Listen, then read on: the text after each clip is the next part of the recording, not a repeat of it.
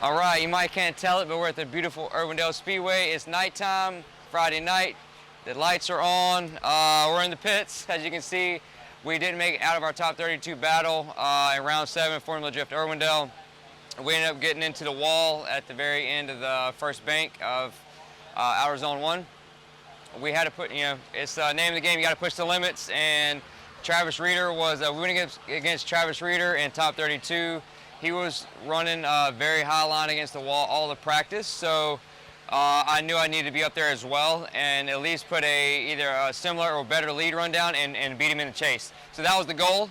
At the very top of the bank, there's just what they call marbles. It's just bits of rubber that get pushed to the top of the track as as the weekend progresses, more and more gets up there.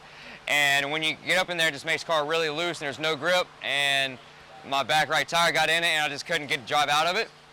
So it stuck the front end. As I gave it more throttle, I felt the back end touch, so I gave it more throttle to try to drive out and just nothing was there.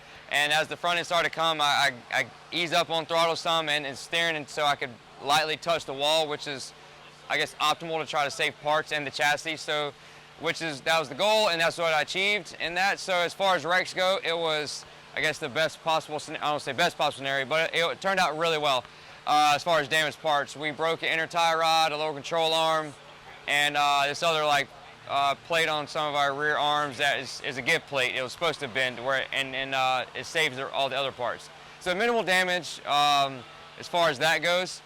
The ISR Performance S14's all ready to rock and roll. We got to get some tires on, check alignment, but we're already, the crew got everything back and ready to roll for Sunday's competition. I'm feeling good. Hopefully we'll be looking good again and stay out of those freaking walls.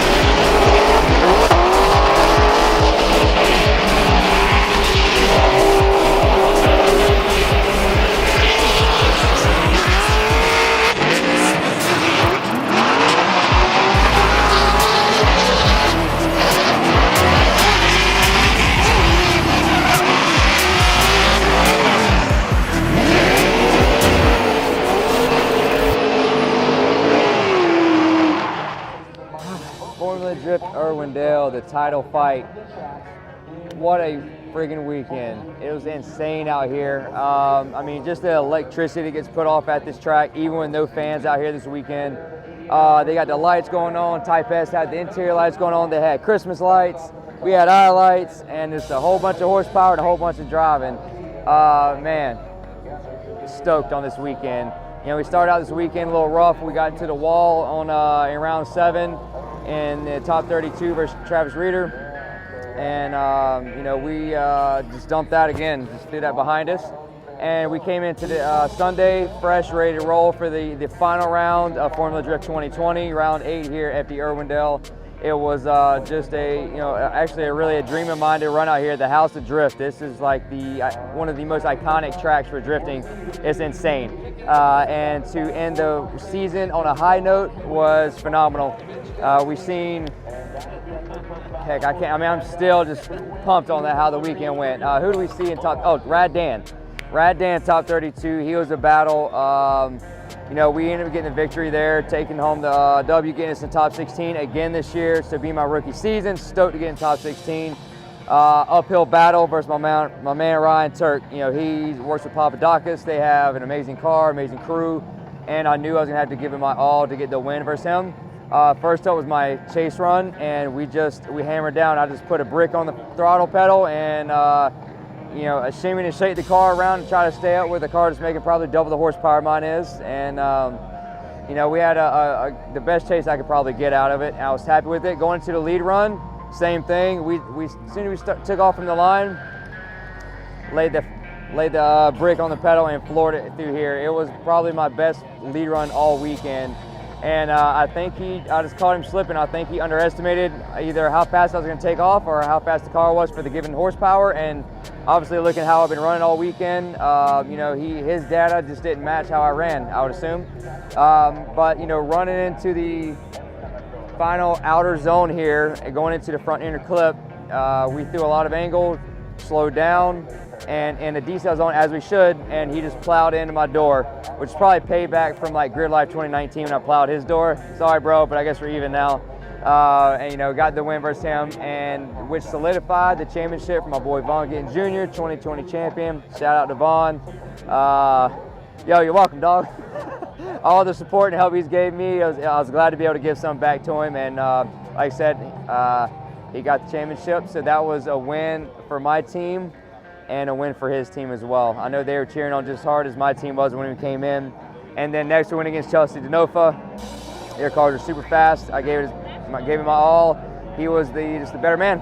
He beat me straight up fair and square, and he gave me a straight up run, which I appreciate that. That was sick. Looking forward to next year already. So pumped. I also want to give a shout out to all everybody, all my sponsors and support, my crew, my team, the media. ISR Performance, Next and Tire on the S14 got us rocking and rolling this weekend, and we're about to fly back out to North Carolina tonight. Check me out for all of the coming media, which is going to be sick. Jonathan Nairn Racing. You know where it's at. Instagram, Facebook, on YouTube. See you guys soon. Keep you posted on our off-season plans. Already got stuff brewing up here. Also, let me see if I can get a special guest. I got to see my homeboy again. Y'all know who he is. What's up? Yeah, this is Rad. He's not only, y'all know where he's at in the car movies, but he's also an enthusiast as well in the car. So it's really cool to have him out here, part of Formula Drift family, and supporting what we do. So shout out. Thank you. Thanks, dog. Thank you, man. See you soon. Yep. See you guys.